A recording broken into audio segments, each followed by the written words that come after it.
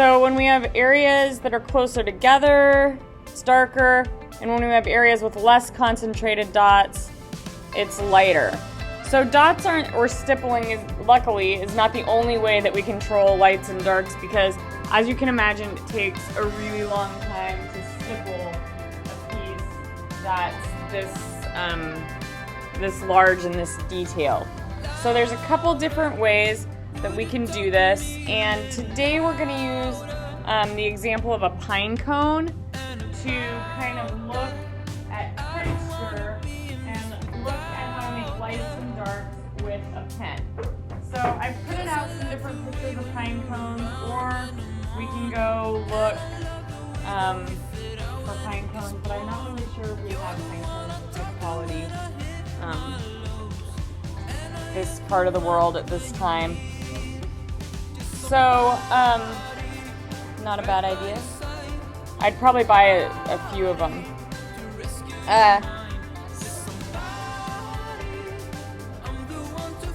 There are some amazing pine cones out there where there's bigger trees. They're really cool. So we're gonna look at our picture, and we're gonna do something that's called hatching. And you don't have to use a pen for this. You could use a pencil as well.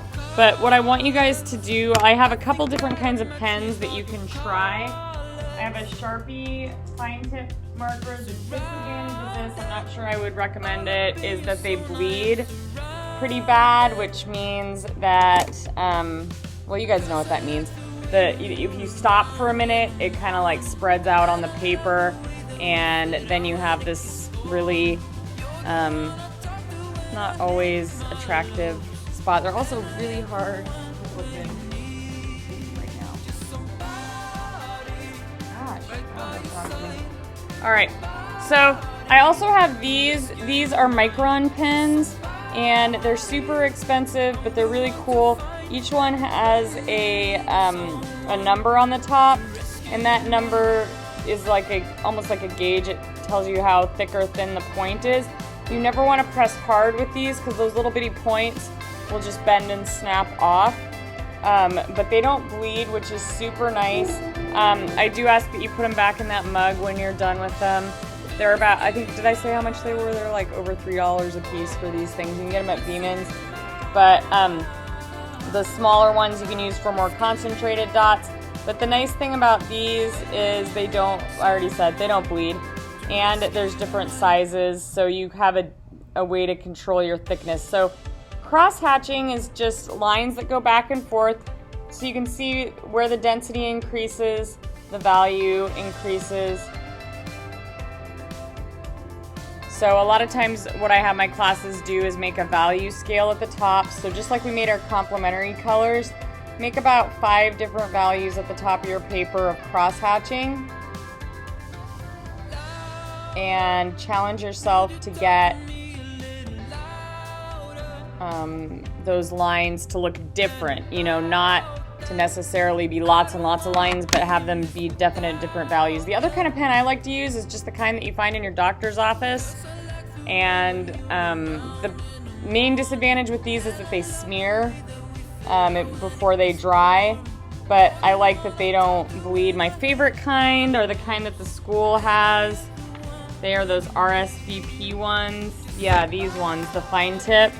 I really like these for drawing because of the tip on them. So those are just some different kinds of pens that you can use for this. So what we want to do with our pine cone is, like always, so we'll go ahead and put the date 9/24, right? Awesome. And then we're going to kind of put, where we want our pine cone to stop and start. And I don't want, I want to look really carefully at how each little, I don't think you call them leaves. What do you call those? I don't know. Yeah, needle. No, not needle. And you want to look at the angle of things. So in the center of this pine cone, right here where I'm looking, this part's gonna look like it's going up and down, and I'll just show you a perspective trick really quick. So these ones that are coming out at you, because you're gonna have to draw a lot of those, draw the edge first, which is gonna be the lightest part, which is kind of just like a wave shape. And then the bottom on that is kind of shaped like a little triangle, like this. So that's what it looks like when it's coming out at you. So then there's another one right here. It's kind of like a half moon shape. And look at the direction it goes. And then look at where those lines go from there and where they kind of seem to disappear. And then where the next, I'm just calling them like, I don't know, moon shapes kind of come, and where those lines appear to go to. And so you're actually drawing from this angle like the tip of the segment of that pine cone, rather than, you know, you kind of, I think sometimes our brains tell us, you know, like if we're drawing a pine cone, that we're gonna draw just a bunch of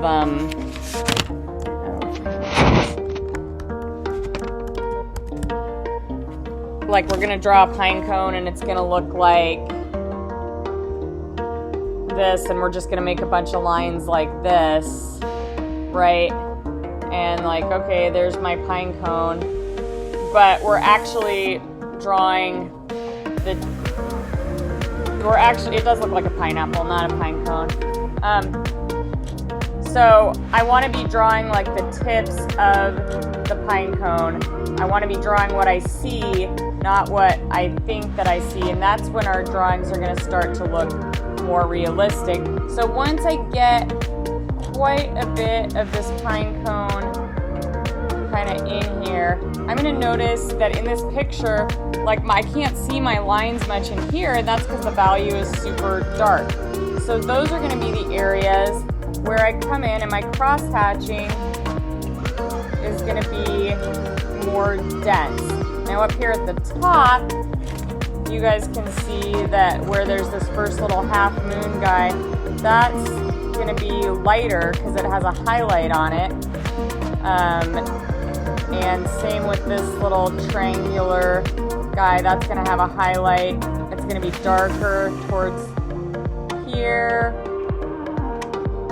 So that's how we're going to kind of start to do these shapes. Up here at the top, there's a highlight, and then it's not quite as dark up at the top on these, so I don't need my hatching to be as close together as it was. So look at where you see light and where you don't, and then remember you can leave some areas just without any